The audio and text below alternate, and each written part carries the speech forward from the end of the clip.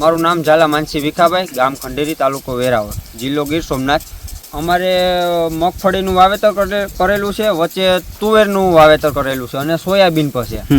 તો ગીર સોમનાથ જિલ્લામાં 15-20% જેવો વરસાદ છે અને બહુ ઓછો છે. તો ભગવાનને અમે એટલી જ પ્રાર્થના કરીએ કે વરસાદ થવો જોઈએ અને 15-20 દિવસથી તો થયો જ નથી જરાય.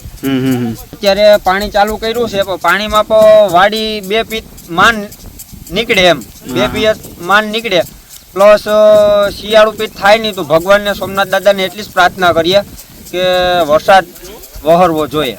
અચ્છા, વરસાદ હજી પણ મોડો પડે તો કેવી પરિસ્થિતિ ખેડૂતોની? તો બહુ નબળી પરિસ્થિતિ આવે અને શિયાળુ પીઠ પર લઈ ન શકાય. કરશનભાઈ બારડ, ખંડેરી ગામના. અત્યારે ખેડૂતોની પરિસ્થિતિ બહુ નબળી છે. વરસાદ ખેંચાણો એટલે પિયત આપવાની શરૂઆત કરી, થોડા વાડીમાં પાણી છે એટલે વધારે પાણી તો નથી, પણ 2 પાણી નીકળે મગફળીને સોયાબીનને. શિયાળુ પાકમાં તો અત્યારે તો તુવેરના વાવેતર થાય, બાકી બીજા વરસાદ ન થાય.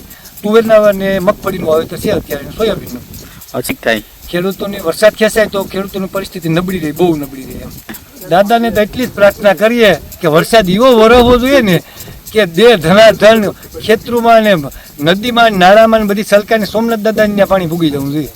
ખેડૂતો બસી આમાં. બાકી આમાં ખેડૂતો કે સોયાબીન કે માંડવીથી કે એની ભરપાઈ થાય, એની શિયાળુ પાક ને વરસાદ વધારે થાય તો જ ખેડૂતોને લાભ થાય.